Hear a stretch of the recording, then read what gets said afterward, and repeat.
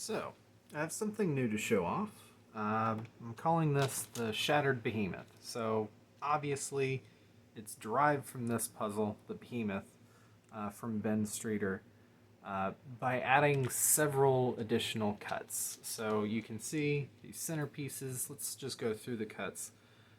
These centerpieces have been cut into 9 pieces, and the edges, these big edges here, have been cut into 8. So yeah, 6, 7, 8. But this gives it a new pattern. It makes it less stable. So unfortunately, this likes to derail, and it's very catchy, but it does work. So I just want to share, like, why are these cuts this way? You can see these cuts don't line up with anything else in any particularly obvious way. Like, these cuts are pretty much blocked off a few different layers in, and they're very hard to access. Actually, these cuts here, I have not accessed yet. It probably will take a lot of moves, but I want to share my intuition for why I added these. So to do that, let's actually do an algorithm here. We'll do it on both. So it uses the same mechanism, it's just adding unbandaging. So let's do an algorithm here. This is one that I discovered somewhat recently. Now, I'll need to be careful and not forget it, but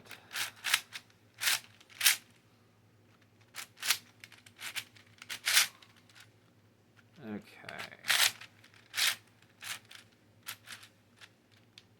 Here we go.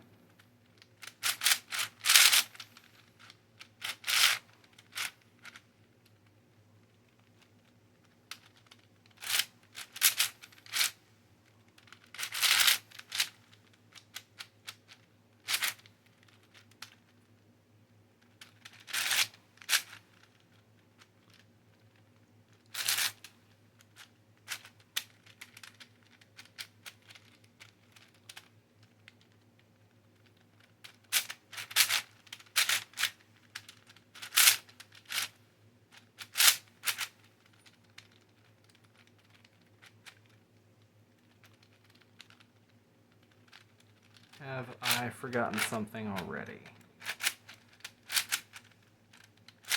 I feared this would happen.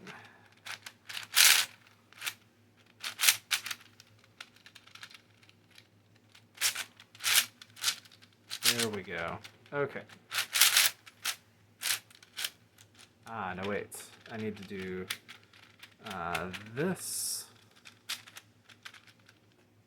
Nope. I need to do that first, then this, and then we bring that back up. Okay. So you can see what this does. This algorithm takes this block, it takes the block that was here, moves it up top, the block that was here moves it here, and the block that was here down here.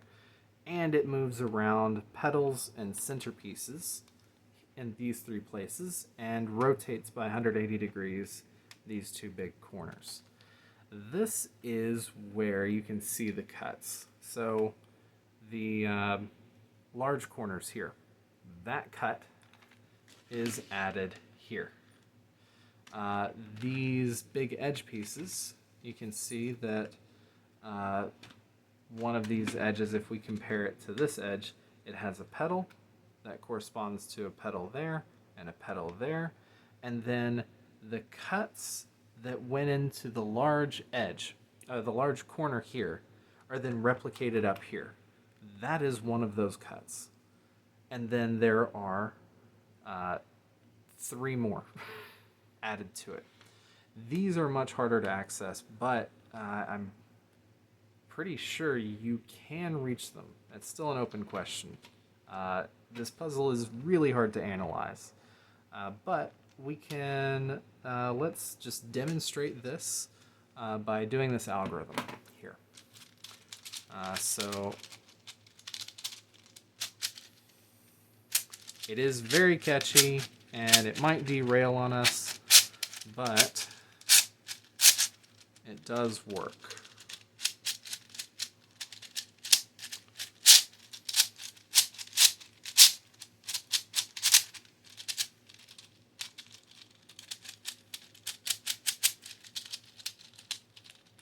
It's very sensitive to alignment, just like the Behemoth. Okay.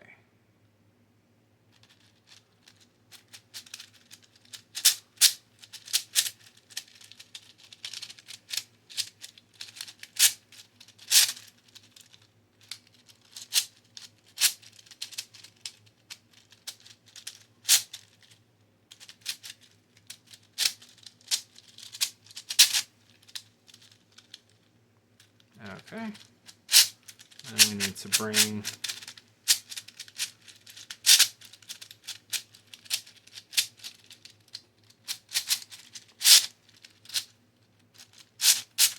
this down. I believe we need to rotate this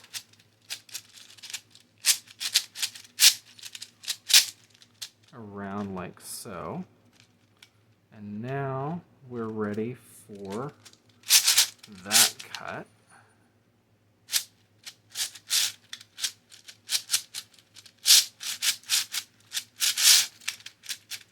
There should be a corner lining up here, unless I have done something incorrectly, which is a very good possibility. Do I? No.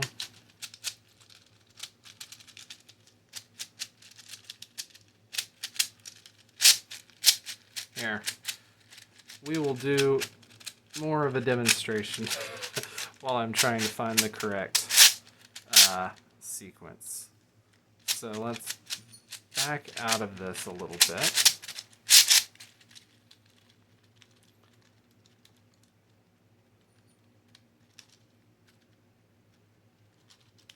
I think this is where I went wrong. That looks right.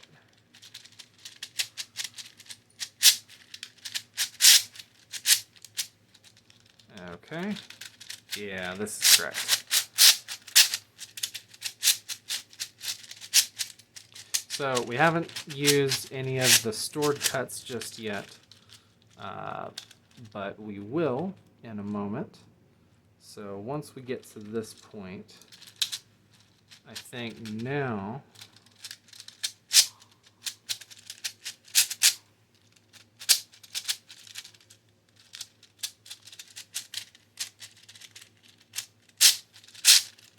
we rotate that around. We can bring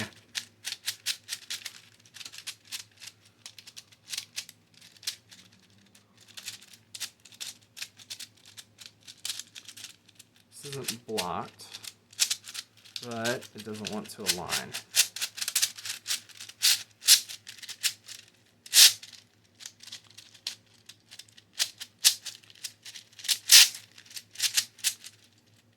There we go. And then, okay.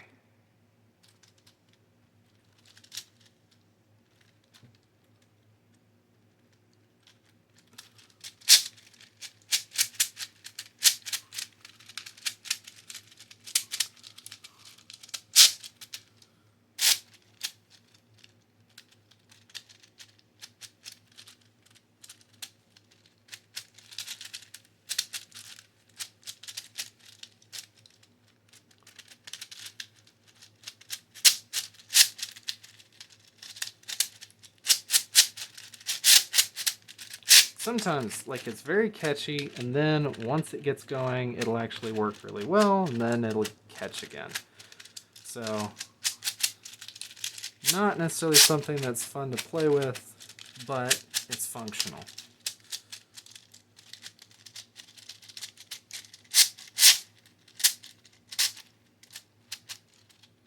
Okay.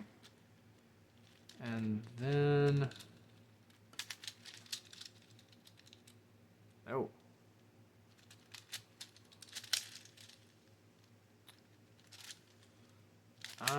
appear to be getting a little bit lost in this.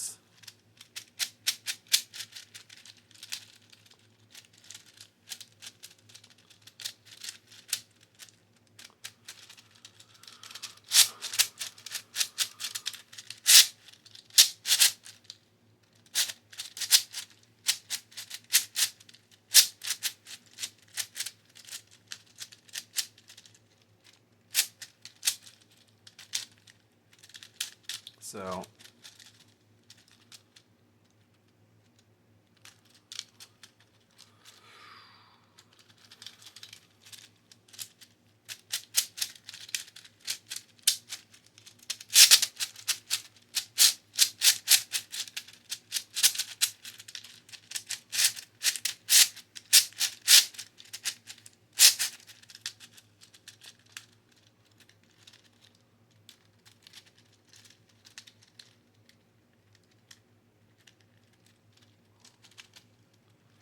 how about this? We are a bit lost in this algorithm. Can I find my way back?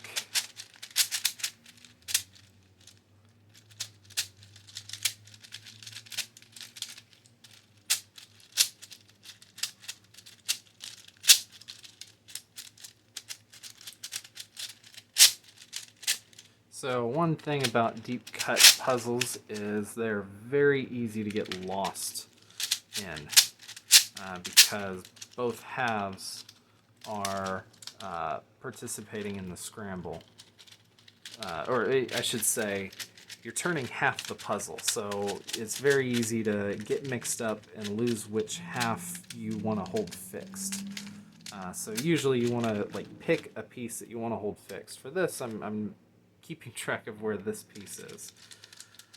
So there we go. I think this is now where I want to be.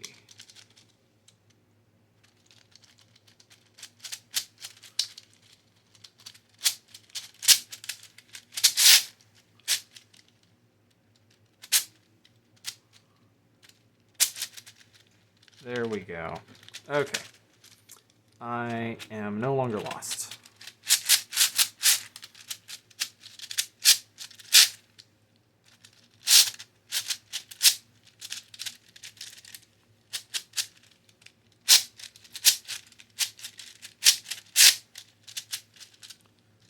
Okay, and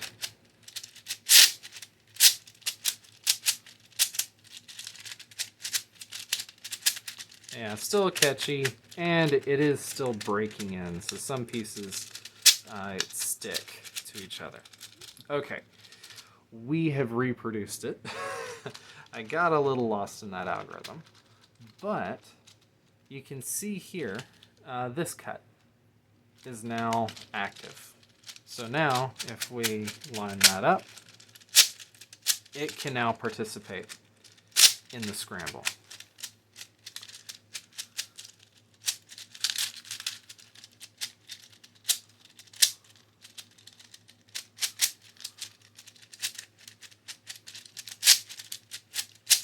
Okay, so let's get that back.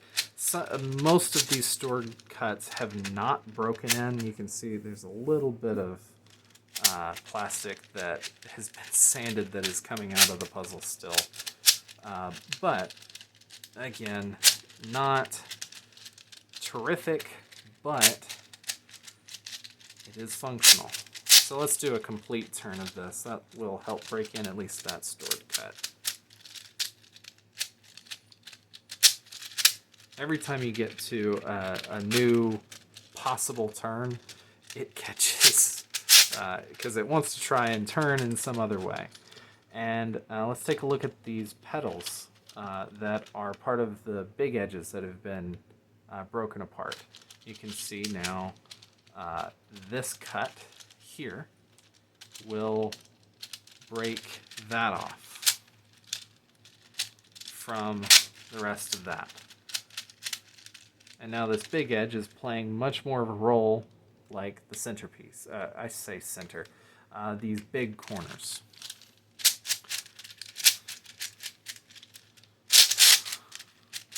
So I should say this was printed in PLA, and it was a lot of sanding dealing with these rails, but this is probably the best I could ask for with how complicated this design is. So maybe let's get this lined up somewhere else. You can see that we have that lined up again, and we can break off the other pedal here if we want to.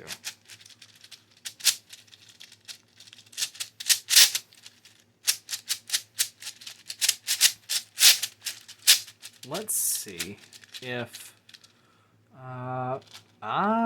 here we go. Okay, so I've not done this before. We can start breaking apart this big edge. If the rest of that cut is valid. Yeah, the rest of that cut is valid. So that big edge now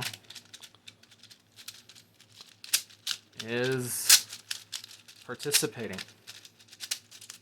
It's now part of the scramble. So this is a good way towards justifying that this can be scrambled like entirely. These stored cuts are not arbitrary. They're not. They're absolutely functional. These stored cuts will participate in the scramble of this puzzle. We can keep making moves. You can see how we have built an artificial corner out of a centerpiece, 2 pedals, and parts of one of those large edge pieces. And we can keep making moves. So this is got to be far beyond. I really think this has got to be far beyond what any human would ever be able to even attempt to solve. But been recently learning a lot about the Behemoth and some potential algorithms. So actually, this algorithm here, if you keep this as a fixed point and do the algorithm 3 times, you return it to its original shape, but it moves around these pedals and centerpieces and rotates 2 of these big corners. So there really is still a lot to learn about these puzzles. So we'll leave it here. This is the Shattered Behemoth. I hope you like it. I won't be selling this. It's a lot of work, and I only want to sell puzzles that are playable, that you want to sit down and play with and enjoy it, not something that you're constantly fighting. But as proof of concept, and actually it is a functional puzzle, I think it's really cool, and I hope you like it too.